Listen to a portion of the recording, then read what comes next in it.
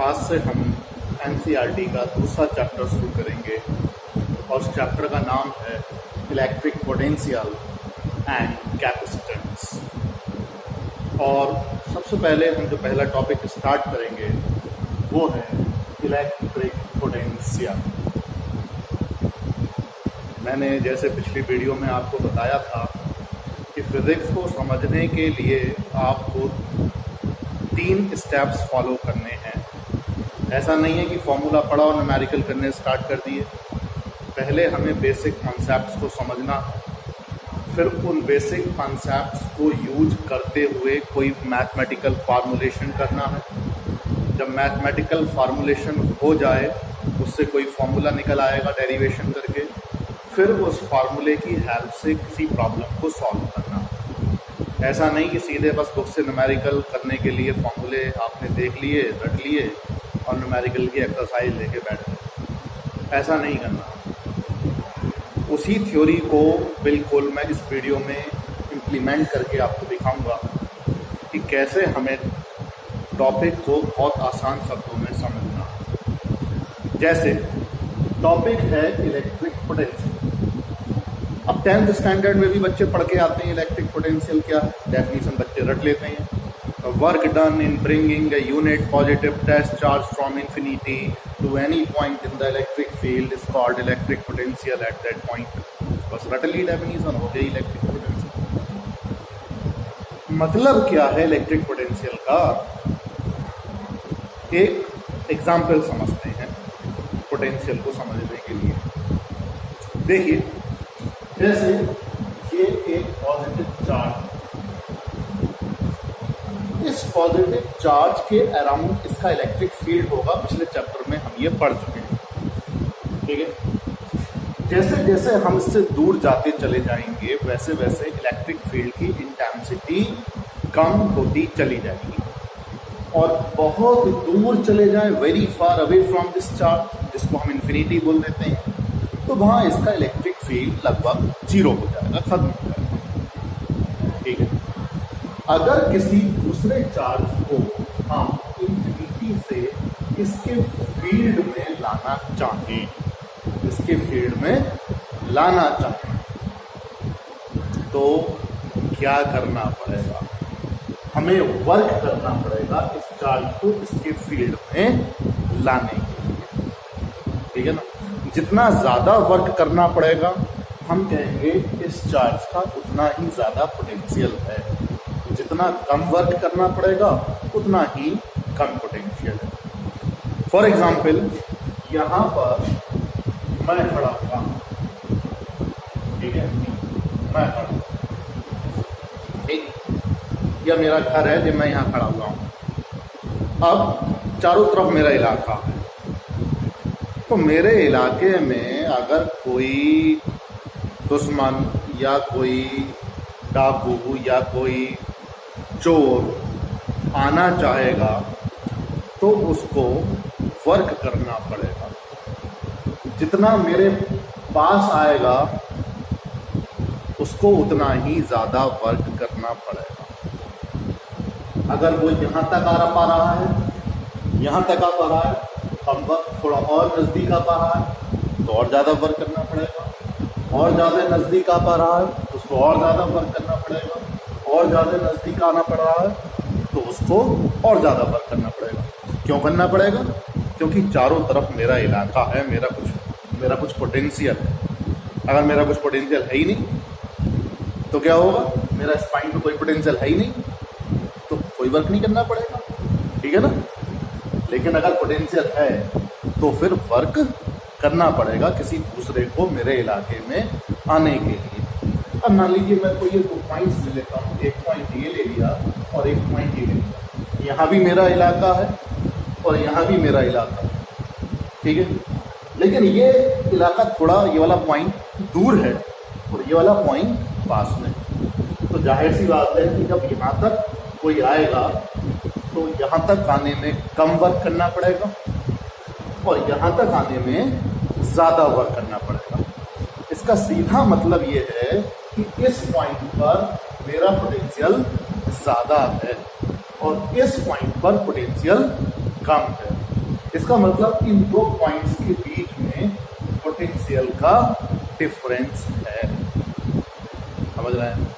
यानी कि अगर मैं यहाँ पर एक प्लस क्यू चार्ज रखूँ, ठीक है, तो इसका फील्ड है, फील्ड जो मैं इलाका शब्द यूज कर रहा हूँ, फील्ड है। यहाँ पर कोई टेस्ट चार्ज आप लेकर आए क्यू नॉट, तो यहाँ तक लाने में कम वर्क करना पड़ेगा और यहाँ तक लाने में ज़्यादा वर्क करना पड़ेगा। सीधी सी बात है, यहाँ पोटेंशियल ज़्यादा होगा और यहाँ पोटेंशियल कम होगा। अगर मैं इस पॉइंट को ए कह दूँ और इस पॉइंट को बी कह दूँ, तो सीधी सी बात है, वी पॉइंट पर पोटेंशियल को मैं वी से डिनोट करूँगा, वी। तो वी ए ज़्यादा होगा वी से। इसका मतलब ए और बी के बीच में पोटेंशियल डिफरेंस है। तो पोटेंशियल डिफरेंस कितना होगा? V A minus V. अब डेफिनेशन समझ में आती है। क्या डेफिनेशन बनी? तो work done in moving a unit positive test charge को हमेशा पॉजिटिव लेना।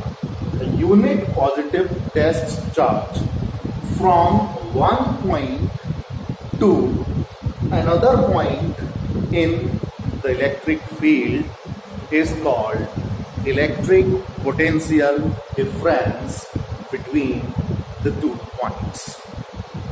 ठीक है? तो electric potential difference VA minus VB is equal to WVA upon Q naught. WVA का मतलब B से A तक किसी यूनिट पॉजिटिव टेस्ट चार्ज को लाने में अगर ये वर्क हुआ, तो उस वर्क को हम उस चार्ज से डिवाइड करेंगे जो चार्ज हम लेके आ रहे हैं, टेस्ट चार्ज। इस वाले चार्ज से डिवाइड नहीं करना, इसकी वजह से तो फील्ड है।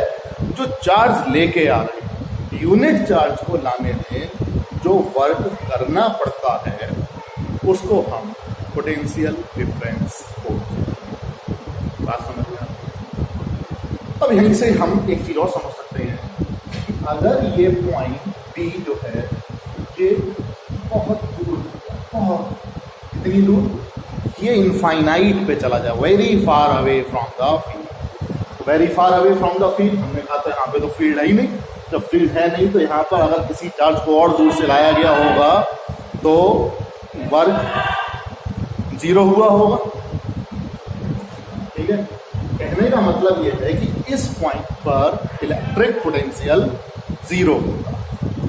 तो V is equal to zero. कहां पर? Very far away from the charge. हम कह सकते हैं कि किसी भी चार्ज से इनफाइनाइट डिस्टेंस पर पोटेंशियल जीरो होता। ठीक है?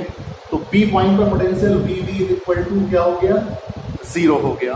और अभी हमने देखा था VA minus VB is equal to WVA upon Q0। और B पॉइंट पर पोटेंशियल जीरो, तो VA minus zero is equal to WVA। अब क्योंकि V इनफाइनाइट है, मैं केवल W लिख दे रहा हूं अपॉन Q0। तो VA इज इक्वल टू आ गया W अपॉन Q0। ठीक है? इसको टेस्ट चार्ज बोलते हैं Q नॉट, या Q0 भी बोल देते हैं। क्या डेफिनेशन बन गई? The work done in moving a unit positive test charge from infinity to any point in the electric field is called electric potential at that point. तो इलेक्ट्रिक पोटेंशियल और इलेक्ट्रिक पोटेंशियल डिफरेंस लगभग या कहें एक ही term है, कोई अलग अलग टर्म नहीं है। ये भी पोटेंशियल डिफरेंस ही है, लेकिन यहाँ पर केवल एक ही पॉइंट पर पोटेंशियल हम इसलिए कह पा रहे हैं क्योंकि यहाँ पर टेस्ट चार्ज को इनफाइनाइट से लाया गया है और इनफाइनाइट पे पोटेंशियल जीरो होता है। ठीक है? इसीलिए केवल ये पर्टिकुलर पॉइंट पर पोटेंशियल के लिए इक्वेशन आ गई। अगर हम किसी टेस्ट चार्ज को इलेक्ट्रिक फील्ड से ही किसी एक पॉइंट से दूसरे पॉइंट तक लेकर आएंगे, तब फिर वो डेफिनेशन इलेक्ट्रिक पोटेंशियल डिफरेंस की बनेगी। हालांकि ऐसा यूनिट और डायमेंशनल फार्मूला सेम रहेगा, जो इलेक्ट्रिक पोटेंशियल का है वही इलेक्ट्रिक पोटेंशियल डिफरेंस का भी है। ये एक स्केलर क्वांटिटी है। इलेक्ट्रिक फील्ड में आपने जो पढ़ा था, इलेक्ट्रिक फील्ड एक वेक्टर क्वांटिटी थी, तो वहाँ पर बहुत सारे चार्जेस की वजह से जब इलेक्ट्रिक फील्ड निकालते थे तो हमें वेक्टर सम करना पड़ता था। यहाँ अगर हम बहुत सारे चार्जेस की वजह से पोटेंशियल निकालेंगे तो थोड़ी आसानी होगी, हमें वेक्टर सम नहीं करना पड़ेगा, स्केलर सम यानी कि एक एल्जेब्रिक सम से काम चल जाएगा। अगर यहाँ से ऐसा यूनिट देख ली जाए तो ऐसा यूनिट आ जाएगी वही जूल पर कूलम। ठीक है, डायमेंशनल फार्मूला भी देख लीजिए।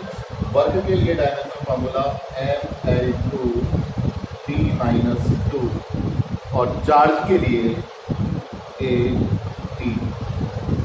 ठीक, तो mL2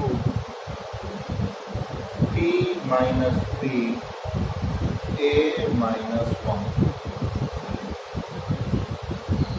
This is the dimensional formula for electric potential. Now, एक बहुत इम्पॉर्टेंट टॉपिक जिस पर क्वेश्चंस मिलेंगे आपको, वो है electric potential due to a point charge.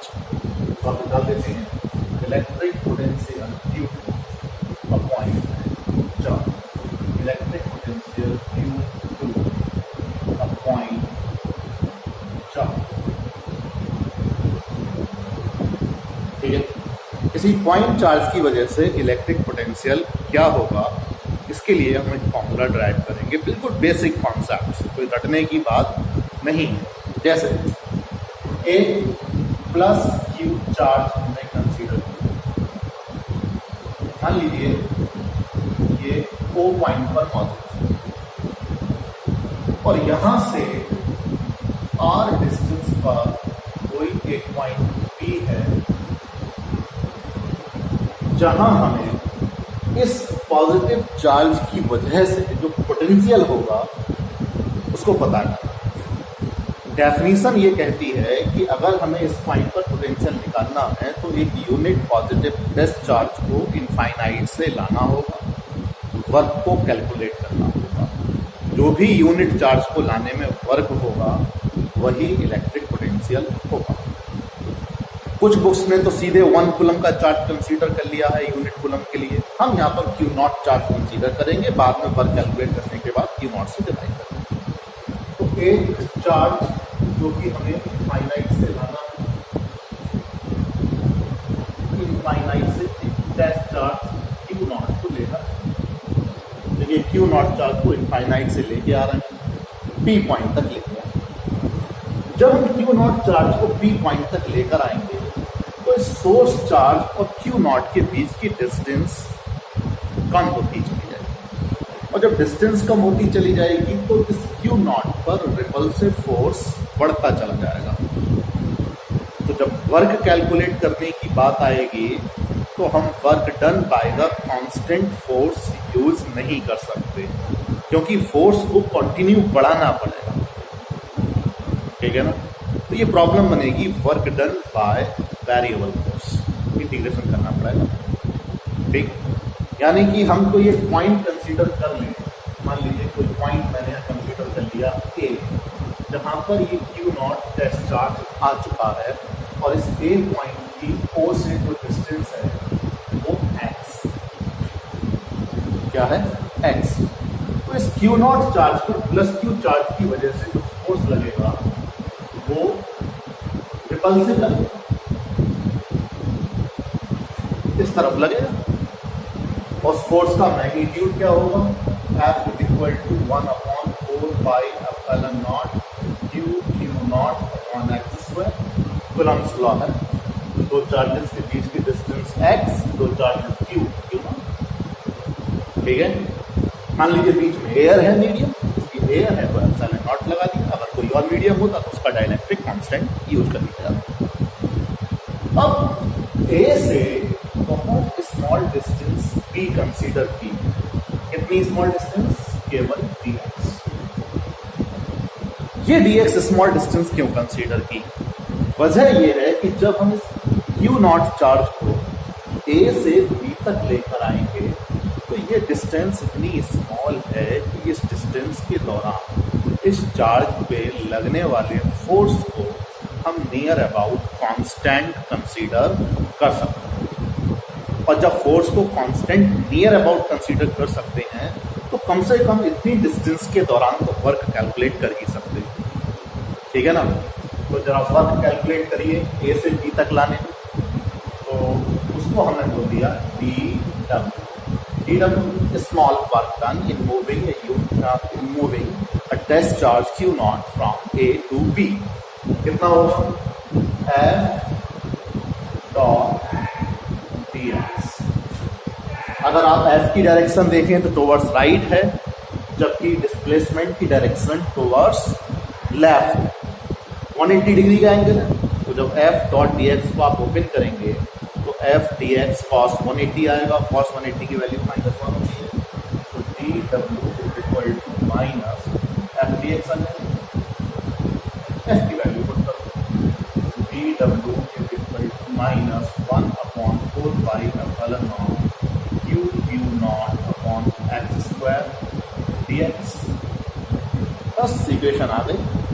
अब ऐसे ही जो A से लेके B तक हमने स्मॉल एलिमेंट कंसीडर किया, ऐसे ही इनफाइनाइट से लेकर B पॉइंट तक बहुत छोटे छोटे टुकड़े अलग अलग हो सकते हैं।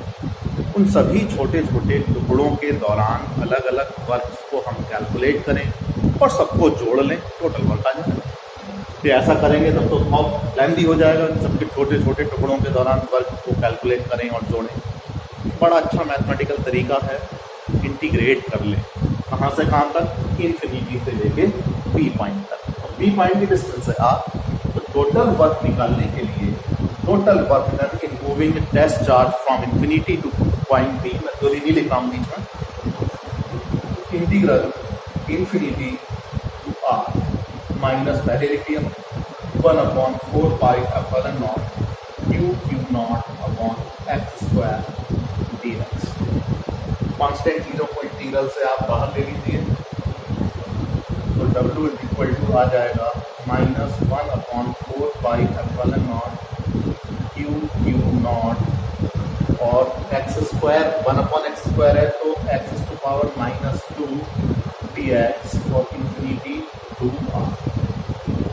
x⁻² dx सीधे सीधे फॉर्मूला है इंटीग्रेशन का, x⁻n+1 n+1 11th में पढ़ा था, उसको यूज कर लेंगे।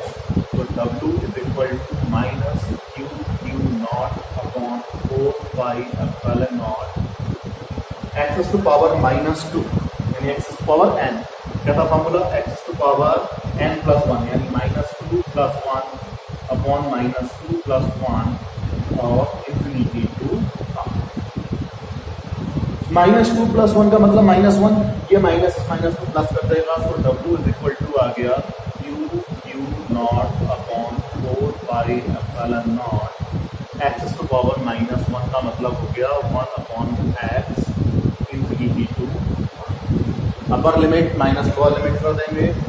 W = q not upon 4 pi epsilon not 1/r - 1/∞, ठीक है, 1/∞ 0, तो W = q not upon 4 pi epsilon not into 1/r। ठीक है भाई, इस q नॉट को हम उठा करके W के नीचे ले जाए, तो W/q नॉट डेफिनेशन क्या थी? डेफिनेशन थी इलेक्ट्रिक पोटेंशियल की, work done in moving a unit positive test charge from infinity to point B is electric potential at that point। तो ये वही चीज आ गई। This is the electric potential B = 1/4 pi epsilon naught q upon।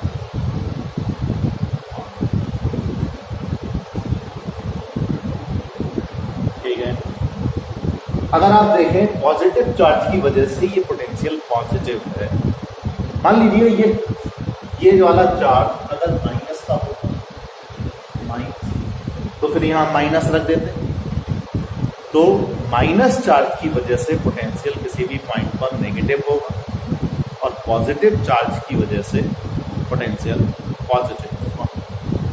अब अगर बहुत सारे charges हों और उन चार्जेस की वजह से हमें नेट पोटेंशियल निकालना हो, जैसे मान लीजिए एक स्क्वायर है और सेंटर से लेके किसी भी चार्ज तक की डिस्टेंस a है,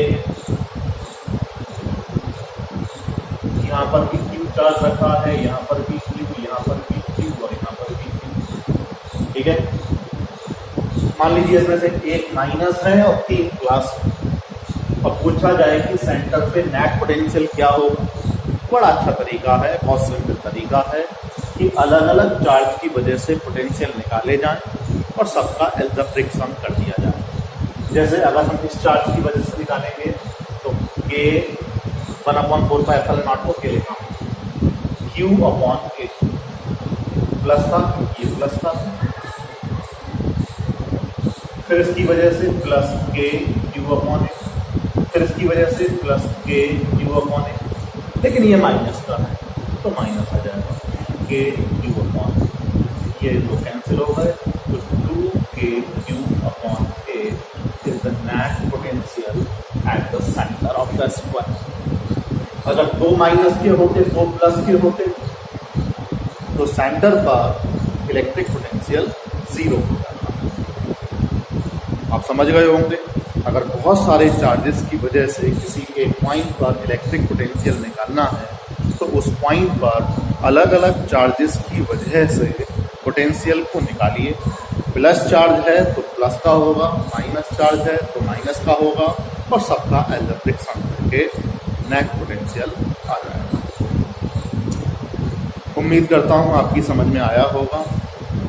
वीडियो को ध्यान से बिना स्किप किए देखिए, और अगर आपको अच्छी लगती है तो लाइक करिए। मेरे चैनल को आप सब्सक्राइब करेंगे तो आपको आने वाली वीडियोज के नोटिफिकेशन मिल जाएंगे अगर आप बेल बटन की दबा देते हैं तो। और जो आपके फ्रेंड्स हैं जो मुझे नहीं जानते हैं उनको भी आप इस वीडियो को सेंड करके उन तक पहुंचा सकते हैं। उम्मीद करूंगा आपकी समझ में आएगा। अगर कोई समस्या हो, कोई प्रॉब्लम हो, या किसी पर्टिकुलर टॉपिक पर या पर्टिकुलर न्यूमेरिकल के लिए वीडियो चाहिए हो तो कमेंट बॉक्स में मुझे ज़रूर बताएं। उस टॉपिक पर वीडियो बनाकर मैं आपको ज़रूर प्रोवाइड करूँगा। नमस्कार।